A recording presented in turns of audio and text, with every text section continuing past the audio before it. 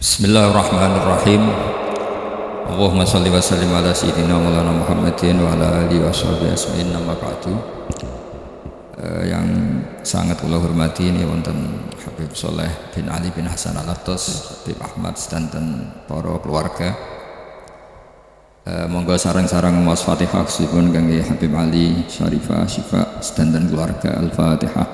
A'udzubillahi Bismillahirrahmanirrahim. Bismillahirrahmanirrahim. Alhamdulillahirabbil alamin. Ar-Rahmanir-Rahim. Maliki yaumiddin.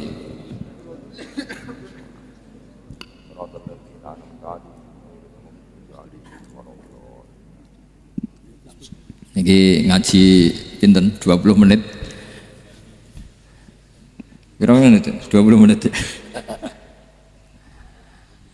Bismillahirrahmanirrahim. Ini saya niat ngaji tentang yang populer mawon ya, tapi dimaknani secara detail ngangge tradisi ini ulama.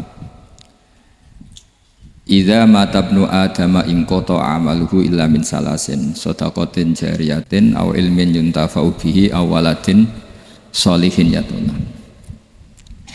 Kula maknani sing ketiga mawon, awaladin sholihin yatullah. Terus walad niku maknane anak. Anak niku saged anak nasab. Kados Habib Umar bin Nisbat Habib Soleh bin Nisbat Habib Ali namanya anak nasab. Lalu yang paling penting dari status anak niku soleh. Soleh niku status perilaku. Ya, dados soleh niku status ingkang soleh. Soleh niku maknane ingkang layak. Yat ulah nembe wonten sifat kedua ingkang dongano. Dados pertama nu sementing soleh. Dikata saat ini tiang mendoakan orang tuanya, tapi buatan nanti status soleh, dari rapati mandi. Jadi ini yang perlu diperhatikan. Jadi status soleh itu kita dapatkan dulu, baru yad'ul. Sekarang do menculot, anaknya do rapati soleh, terus dunga saja ini rapati mandi. Nah ini Habib Ali bejo, anaknya dijinakno soleh, ya soleh tenan. Jadi ini pun nama merger nih. Jadi soleh kamil. Tapi ngeten nggih kula pesan karena Habib Soleh mulai kecil sama saya, sama-sama ngaji di Mbah Mun. Orientasi terbaik saking sunnah nabawiyah gini ku keberlangsungan. Terus kula sering belajar tentang kitab-kitab samawi, kitab-kitab sing diriwayataken beberapa ulama ahli kitab sing pun disaken kalian ashabur Rasulillah sallallahu alaihi wasallam. Niku riyen Nabi Ibrahim niku pertama dadi Khalilur Rahman, kekasih Allah Khalilur Rahman. Niku mergi piyambake nu tersiksa protes. Terus kadang tiang saya niku kudu protes, tapi protes bukan kita demo. Protes itu tidak harus demo, protes. Ya Allah, dunia ini tidak fair. Engkau yang Tuhan, Engkau zat yang begitu penting, Engkau zat yang menciptakan langit dan bumi, Engkau zat yang memberi rizki, yang bikin air, bikin oksigen, semua kebutuhan manusia, kemudian mereka tidak kenal Engkau. Ini tidak fair.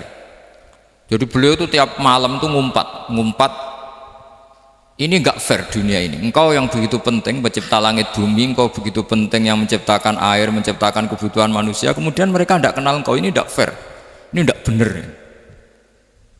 Jadi sering marah gitu.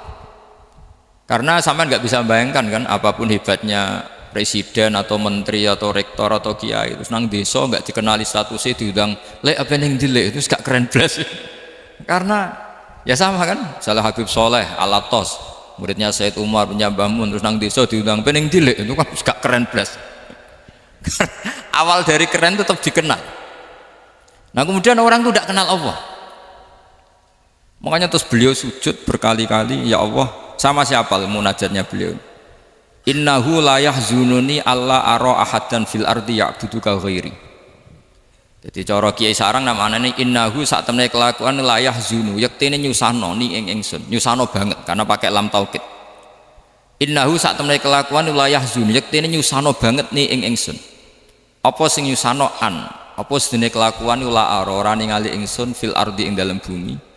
Ahad dan ing wong suwiji ya'budu kang nyembah sapa ahad ka ing panjenengan ghairi saliyane ingsun. Ya Allah, sungguh saya sangat susah karena Engkau zat yang begitu penting, kemudian yang tahu kalau Engkau Tuhan itu hanya saya. Sampean ngenes gak misalnya ada orang melihat saya itu Umar Hafid kemudian tidak tahu kalau beliau orang alim, sampean sebagai muridnya ngenes gak? Ngenes kan? Ada orang memperlakukan Mbah Mun tidak tahu kalau beliau seorang alim alama, kita sebagai santrinya ngenes gak? Ngenes. Lah ini Allah yang Tuhan, kemudian orang tidak ada yang memperlakukan dia sebagai Tuhan, bahkan nyebut saja tidak mau. Itu ketersiksaannya Nabi Ibrahim. Kalau kita kan tersiksa mergo ora duwe, ora payu rabi, sing wis payu rabi ra iso wayo, ya gitu-gitu. Macam-macam kesulitan. Itu jadi apa, jadi wali itu sudah berat karena orientasinya agak tentang Allah tapi tentang diri sendiri. Ana sing susah proposal ragu ya Mas Akam. Macam-macam. Artinya Nabi Ibrahim itu orang yang benar-benar Khalil Rahman. Beliau tersiksa ini karena dunia dianggap gak fair. Masa Allah zat yang begitu penting kemudian mereka nggak tahu. Maka awal dari nubuah itu apa? Menaukan, al-i'lan, mempermaklumatkan Allah di alam raya ini. Makanya nggak ada nabi kecuali memaklumatkan diri. Saya dulu awal-awal Habib Soleh mau nyai, saya bilang orang alim itu harus ngaku kalau alim, Habib juga harus ngaku kalau Habib. Yang orang miskin tidak usah ngaku, sudah konangan. Wong elek ora usah ngaku, wis ketora elek. Sudah. Karena agama ini pertama yang menolong itu memaklumatkan. Sehingga pertama Nabi jadi Nabi dari Gua Hira, pertama apa? Terus saya ini kira-kira memaklumatkan. Tapi reso dibahas jumpa pers. Tapi yang jelas pertama yang dilakukan Nabi setelah di Gua Hira apa? Memaklumatkan diri kalau beliau adalah Nabi. Sehingga dikumpulkan semua, terus beliau memaklumatkan diri kalau saya ini Nabi. Karena nggak ada artinya Allah kalau tidak dimaklumatkan. Makanya di Quran itu kalau menyebut Allah atau menyebut kebenaran selalu dimulai dengan kata fa'lam, harus dingertikan. Kita ngerti kemudian mengertikan ke orang lain. Makanya saya sering dulu bilang ke Habib Soleh, nggak boleh orang soleh menyembunyikan diri. Karena nanti kalau orang-orang soleh menyembunyikan diri, sing zuhara ala wajhil ardi adalah sesuatu yang nggak benar. Coba misalnya gini, orang bisa terhibur lewat dangdutan, terhibur lewat maksiat. Sementara orang nggak bisa terhibur lewat Thala al-Badru alaina, Asyraqal kaunu bihaja dan sebagainya. Maka orang-orang soleh adalah orang yang bisa memaklumatkan Allah, memaklumatkan Rasulullah, memaklumatkan Quran, dan supaya itu diterima. Karena awal dari orang terima itu tahu dulu. Nah ini tahu saja ndak. Makanya Nabi Ibrahim susah, ya Allah, engkau zat yang begitu penting kemudian tidak diketahui. Ini apa-apaan, nggak fair. Akhirnya Nabi Ibrahim diangkat sebagai Khalil Rahman untuk menaukan atau untuk memaklumatkan Allah Subhanahu. Nah sebelum itu beliau dihibur, diterbangkan ke langit, ke alam malakut. Kamu susah ya, kenapa susah? Karena zat sementing engkau kemudian tidak ada yang menyembah.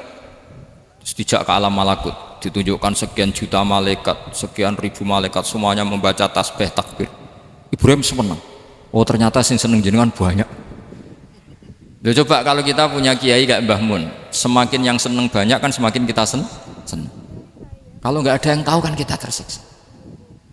Makanya ini penting sekali ya. Jadi pertama agama ini seperti ini tuh barokahnya dingertikan, dimaklumatkan.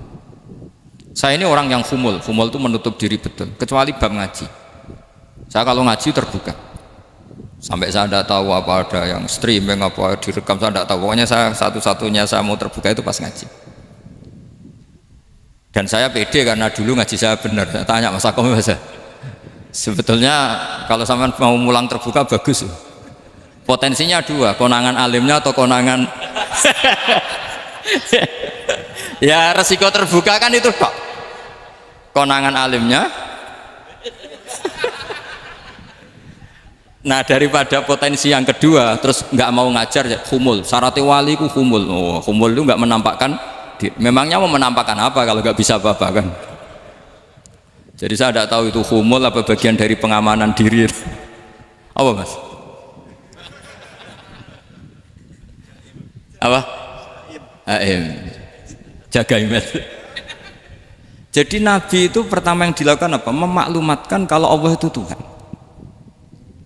Jadi ciri utama orang soleh itu kalau kebenaran tidak mendominasi bumi ini. Jadi ciri utama orang soleh itu seperti itu. Makanya kenapa saya milih manhaj, tentu Habib Soleh tidak harus niru saya karena antar orang alim tidak boleh saling mengikuti. Tapi juga seterusnya, nggak boleh saling ganggu. Saya itu ngaji di mana-mana itu guyon. Karena bapak saya suka guyon, Mbah Mun suka guyon. Alasannya bapak dulu sederhana. Orang sudah nyari hiburan dengan maksiat. Sehingga agama ini harus membawa keceriaan sosial, membawa keceriaan hati. Karena Allah ngendikan kul bi fadlillah wa bi rahmati fa bidzalika falyafrahu. Orang tuh harus senang dengan kebaikan. Orang happy dengan tolal badru alina, happy dengan manakibul akhyar, dengan fadhailul akhyar. Karena orang di sana sudah senangnya itu kalau ada maksiat. Nah sekarang agama dibawa orang-orang yang tidak menyenangkan juga. Ngaji teko wis merengut. Ada muridnya salah duduk marah. Salah posisi meja marah. Lalu orang-orang kan mikirnya kan daripada ngaji dimarahin terus mendingan ndak kan. Makanya Nabi itu paling marah itu kalau satu kebaikan jadi problem. Mu'ad bin Jabal itu pernah ngimami lama sekali. Dan yang makmum itu akhirnya mufarokoh. Dulu belum ditemukan fikih, tapi orang ini sudah berani mufarokoh. Jadi ini termasuk mujtahid sebelum sebelum tahu Fathul Mu'in, tahu Wahab, dia sudah berani mufarokoh. Jadi sudah luar biasa. Karena bangsa ibadah yang agak-agak ngawur itu tanpa diajarin sudah do pinter sendiri. Dia mufarokoh. Ketika dia mufarokoh, komentarnya Mu'ad, dia munafik. Sholat belum selesai kok mufarokoh. Singkat cerita Mu'ad melaporkan itu ke Rasulullah. Si tukang penggembala ini juga melaporkan ini ke Rasulullah. Tapi apa kata Rasulullah? Yang Rasulullah itu yang bela, malah bela yang penggembala tadi. Afattanun anta ya Mu'ad. Kamu itu tukang fitnah. Agama ini kalau kamu model begitu orang lari. Basyiru wala tunafiru, yassiru wala tu'asiru.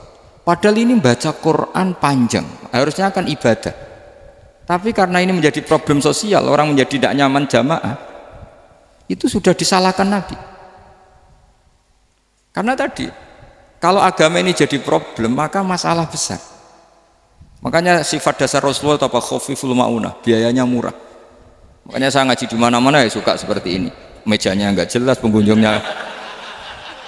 pengunjungnya juga agak jelas. Semakin kacau semakin baik kira-kira. Nah ini pengunjungnya juga seperti ini kan. Nanti sampean yang pidato, jadi tak beri hak gue jelek saya ini namanya aqomaddin. Kalau faman tarokaha fakot. Jadi pilihannya kalau gak aqomaddin ya ada maddin. Jadi kenapa banyak kiai yang ceria? Karena tadi satu-satunya cara kita menandingi hegemoni maksiat adalah pembawa taat itu ceria. Karena orang itu mesti mencari kebahagiaan. Sebab itu para nabi itu mengajarkan agama ini dengan cara yang bahagia. Misalnya mangqala la ilaha illallah dakhalal jannah. Nabi tidak ngendikan gini, mangqala la ilaha illallah terus sholatnya benar, puasanya benar, belajarnya benar, jadi kiainya benar. Wah itu kalau itu panjang sekali, banyak yang nggak masuk surga. Sementara kubu yang lain kampanye sudah tenang bersama bapaknya di surga. Lah kita kampanyenya kon salat ra mesti ditampa. Puasa ya ra mesti ditampa. Wis repot, syaratnya ditampa ikhlas wangel. Kowe ora bakal iso. Berarti maknane kan ra bakal mlebu swarga. Akhirnya wong kan mikir, wis salat tetep ra swarga, puasa tetep ra swarga. Mendingan ra salat. Jadi kita ini kan bersaing sama kampanye sebelah gitu. Makanya saya milih manhaj pokoknya Islam apik. Tapi bukan berarti saya menyepelekan aturan-aturan dalam sholat, karena yang kampanye itu sudah banyak. Biasanya kiai-kiai sing kereng kampanye tentang sing kereng-kereng. Itu saya manfaatkan, ya sudah, itu bagian jenengan. Jadi orang itu harus mikir. Agama Kristen itu diterima di Eropa di mana-mana. Di antara sebabnya adalah karena orang dijamin masuk surga. Orang mau kayak apa faseknya tetap kalau mati bersama. Kita enggak, sudah kiai, sudah mulang terus masih didoain.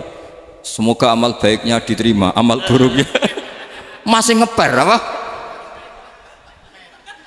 Dan itu santri saya nanti kalau ziarah saya tuh, ya Allah ampuni Gus Bah ampuni. Itu kan ngenyek orang itu maksudnya. Maksudnya bukan, makanya saya pernah ketemu orang yang berfaham Wahabi.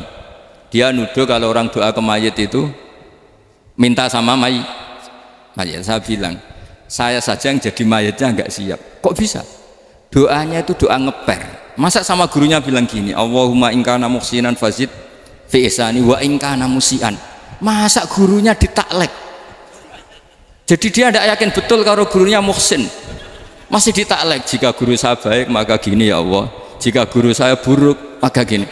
Loh, saya tuh gak pernah doain Mbah Mun gitu, tak anggap gak sopan. Jadi kalau saya berdoa, ya Allah jenengan idzihi apa ya, jenengan balas lah, idzihi anna anil muslimina khairan katsira wa antal ghafurur rahim wa anta gitu. Saya enggak tega muni wa ingkana musian. Jadi kayak ada sopan ya. Loh, kalau aku yang mati sabi lagi. Tak balik malah ingkana musian, malah ada terusannya bahwa kadalik. Jadi makanya mereka kan sering pakai dalil, andai kan tradisi itu benar, maka yang paling pertama melakukan itu sahabat. Selalu mereka berargumentasi kalau itu tradisi yang benar, maka pertama yang melakukan itu sahabat. Ya gak mungkin sahabat masa bilang ke Nabi ingkana, bisa kafir berat kan? Masa kesolehannya, loh, andai kan Abdul Qadir wafat di mana ini ngomongin? Beduk. Saya tidak akan berdoa seperti itu. Oh, bisa marah Abdul Qadir Jailani. Masa kesalahan beliau di ingkana musinan sama ingkana musian. Jadi orang tuh harus mikir. Jadi saya dengan bukan berarti Gus Bak bid'ah menciptakan doa baru. Ini bukan urusan menciptakan. Orang yang punya sopan spontan seperti itu. Ini bukan urusan modifikasi doa Anda. Makanya kenapa para nabi itu tidak disolati dengan cara seperti itu, langsung assalamualaikum ya Rasul, assalamualaikum ya Abu Bakrin, assalamualaikum ya Umar. Enggak mungkin kita mengatakan ya Abu Bakrin, ya Allah ingkana. Masa Abu Bakar di ingkana? Kalau dia, bukan kalau beliau ashabu Rasulillah, pasti orang Sayyid itu dzurriyyatu Rasulillah, pasti al-tahirin al-mutahhari. Guru-guru kita ini guru-guru kita. Jadi tolong doa itu. Nah, kalau terpaksa doa wa in kana musian, anggap saja hafalnya hanya itu, tapi jangan dijiwai, apa? Jangan apa? Dijiwai. Kalau ditanya, "Lho Gus, ini orang soleh kok doanya wa in kana musian?" Itu kan guru jenengan, apalku ikut tok. Tapi ora usah dimaknani, apa? Karena sekali dimaknani nanti kan. Jadi ini urusan etika, urusan rasa.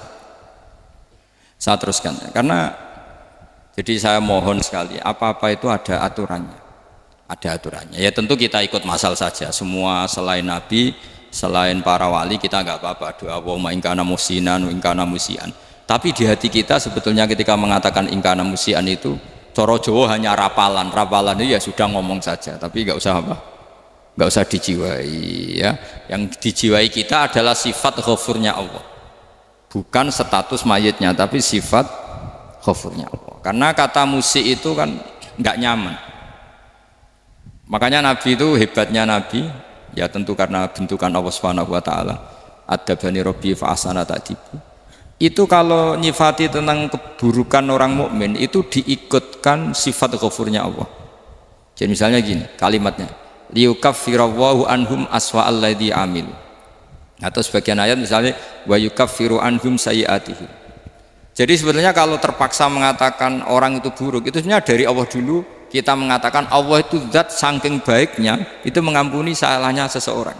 Jadi nyifati Allah dulu, Allah saking baiknya itu mengampuni salahnya orang-orang baik, karena orang-orang baik juga manusia, Ustadz juga. Tapi lebih ke nyifati ke Allahnya. Kalau kita kan enggak, lebih tertarik nyifati mayitnya, sehingga kita di hati itu mayit kira tak jalono sepuro tuntas kayak gitu.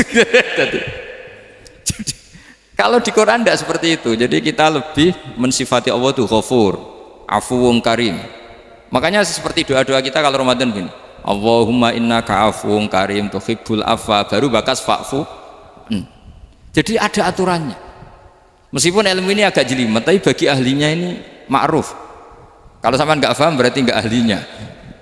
Jadi ilmu ini agak jelimet, tapi ma'ruf. Nah, sehingga Rasulullah kalau kita meyakini syafaatu Rasulullah SAW, itu cara berpikir harus kita balik. Misalnya begini, Wong Islam nakale ngono, penggaweane maksiat kok disafaati Kanjeng Nabi kurang penggawean. Caranya berpikir jangan gitu. Kalau gitu kowe mari mangkal, wong nakale ngono kok untuk syafaati Kanjeng. Tapi cara berpikir gini, syafaatu Rasulillah itu wasi'ah, luas sekali. Syafaatu Rasulillah ghairu munhasirah, tidak terbatas. Syafaatu Rasulillah itu lebih sakti ketimbang dosanya umatnya. Semua ulama dulu kalau nyifati Allah juga gitu. Allahumma misalnya maghfiratuka awsa'u min dzunubina, ya, yang misalnya yang pakai mutakalim ya Allahumma maghfiratuka awsa'u min dzunubi wa rahmatuka arja inti min amali. Jadi jangan kitanya dulu. Kalau kitanya dulu kan nyifati kita dosa banyak, itu sama ndak usah ngaku, sudah tahu semua.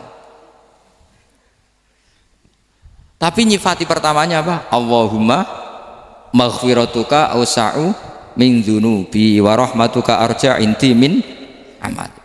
Sehingga dari nyifati maghfiratullah yang wasi'ah, yang tidak terbatas, kemudian kita sah mengatakan bahwa ahlul maksiat pun mungkin atau berhak dapat ampunan. Sama, syafaatu Rasulillah itu ghairu munhasirah, syafaatu Rasulillah itu wasi'ah, sehingga sahlah riwayat syafaati li ahlil kabair min ummah.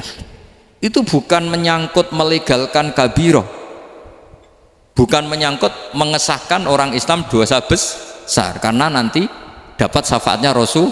Cara berpikir jangan gitu. Nanti kamu mentasjek, memberanikan orang melakukan maksiat berdasar iktimat syafaati Rasulillah. Itu jangan gitu cara berpikir, dibalik apa? Syafaatu Rasulullah awsa'u wa awsa'u, sangat lu, sehingga saking luasnya sampai yang tukang maksiat saja kebagian. Sama, rahmatnya Allah Ta'ala itu wasi'ah, rizkinya Allah ya wasi, sampai wong nganggur ya iso mangan ngono. Nah begitu juga rahmati Allah Ta'ala itu wasi'ah, sampai wong sing sumpek utange akeh ya iso guyu ngono.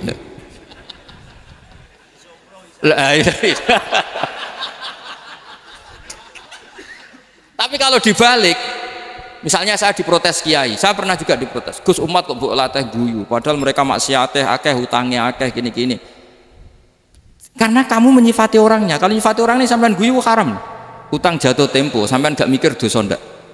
Dosa. Jadi kiai muridnya goblok kok kiai ini kurang tahajud itu ya dosa. Jadi kiai kok muridnya goblok tenang wae. Sementing untuk sowanan, itu amatir ya gini. Mestinya cara berpikir dibalik. Rahmatullah wasi'ah, rizkuhu ya wasi', fadluhu wasi', sampai wong sumpek wae iso guyu. Sehingga kita ini sudah objek. Loh, kita ini tidak subjek di alam raya ini, kita tidak subjek tapi apa? Objek. Makanya saya berkali-kali mengatakan, mbok kayak apa sumpeknya kita, tetap wong iso guyu. Karena apa? Allah mensifati dirinya wa annahu wa adhaka wa abka. Allah itu adhaka, zat yang memberi orang iso guyu. Wa abka lan zat sing maringi wong iso nangis. Karena sifatnya Allah Ta'ala pasti nafidah, sifatnya Allah Ta'ala pasti terjadi.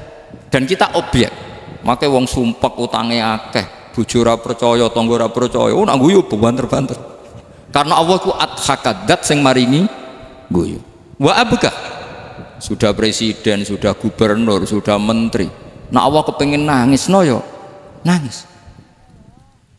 Coba ngeluhnya apa kalau misalnya jenengan seorang mantan presiden atau mantan gubernur, kadang anaknya calonan RT mbok menang bunda ya. Ngeluhnya apa orang alim, misalnya alim alama, anaknya mau jadi jurumiyah raiso, susah. Kaya raya anaknya jadi pasien, susah.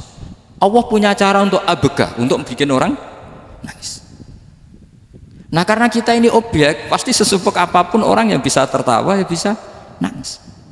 Makanya banyak ulama yang nggak terlalu serius mikir agama ini, bukan karena dablek, enggak, karena Allah mensifati dirinya Al-Hadi, yang memberi petunjuk. Kita gak ditunggoni Kanjeng Nabi, gak ditunggoni Wali Songo, gak ditunggoni para alawin yang dulu, gak ditunggoni Habib-Habib yang kayak Said Abdul Al-Haddad. Tapi karena Allah itu Al-Hadi, yang memberi petunjuk, dan sifatnya Allah Ta'ala la budda wa ayat entakuna nafidah, sifatnya Allah pasti nafidah. Amerika kayak apa liberalnya, sekarang trennya juga banyak yang masuk Islam. Kampung-kampung pedalaman gak ada kiainya, cukup mudin. Kadang yang membawa agama itu orang yang ke situ mau nyari kayu. Orang di pedalaman Kalimantan, Sulawesi itu pertama itu nyari kayu, tapi bawaan hidayat, lama-lama bikin masjid.